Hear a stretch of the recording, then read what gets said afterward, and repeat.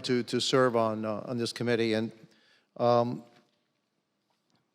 Monsieur, I can identify with you because I too am a political refugee. I came here when I was 6 years old. I did not suffer what you suffered at the hands of the Communist Party of China, but I can tell you that Marxist regimes are the same everywhere. There is no difference. And though the Communist Chinese Party was able to hide its true intentions for a long time, in the end, they always expose themselves as to what they want. And Marxist ideology wants to simply dominate the world.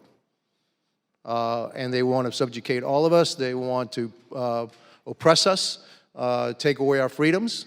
And the people in China and the Chinese people are suffering under the same oppression that my people in Cuba have suffered for the last 60 years. And you've suffered it for even longer in China. And so really, I really identify with you, and thank you for your courage. General, do you think that China poses a greater threat to our freedom and the world's freedom than the Soviet Union ever did? Congressman, yes, I do, because of the complexity of it, especially the interconnectedness of China with the global economy, and just the scale of what they're doing from an economic perspective and from an espionage perspective, I think is unprecedented. We never gave the Soviet Union the kind of access that we gave to Chinese Communist Party operatives, members of the party, again, based on what we've all been talking about, this fundamentally flawed assumption that China, having been welcomed into the international order, would play by the rules, and as China prospered, it would liberalize its economy and liberalize its form of governance. Yeah, I agree. And you know, after World War II, it was pretty clear that the Soviet Union was going to be our adversary.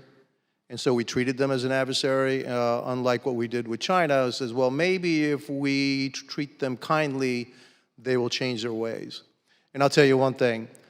You can never assume that with a Marxist regime.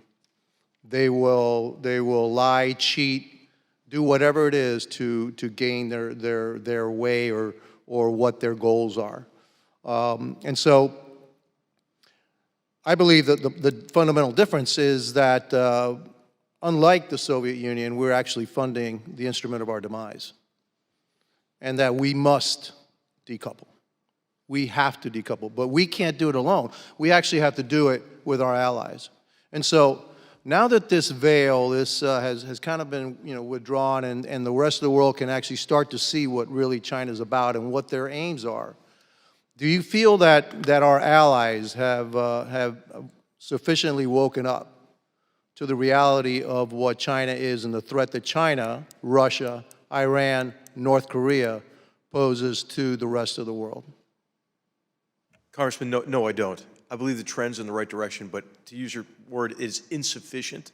And I think it's important to understand that really the person that's driving decoupling is Xi Jinping, but on his own terms to create this dual circulation economy. Now, I'm talking about things that I learned from Matt Pottinger, but it really, what China wants to do is insulate China from any kind of consequences, financial or economic, associated with Chinese aggression, while he cultivates dependencies that he can use for coercive purposes.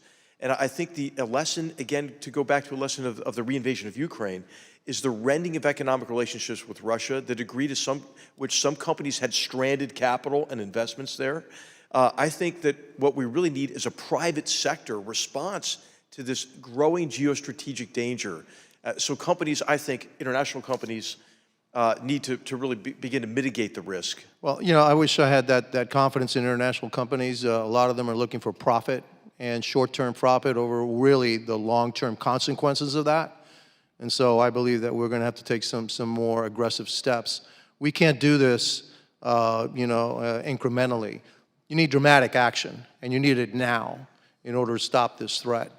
Look, some of the folks in here in this committee have talked about the supply chain and rare earth minerals. You'd be surprised that 70% of those rare earth minerals are in our hemisphere, controlled by the Chinese, and we need to start looking in our own backyard to combat the threat. That's the first place we need to start, and then we need to start looking, well, we have to take action around the world. Thank you, and I guess my time is up. Ms. Brown is recognized.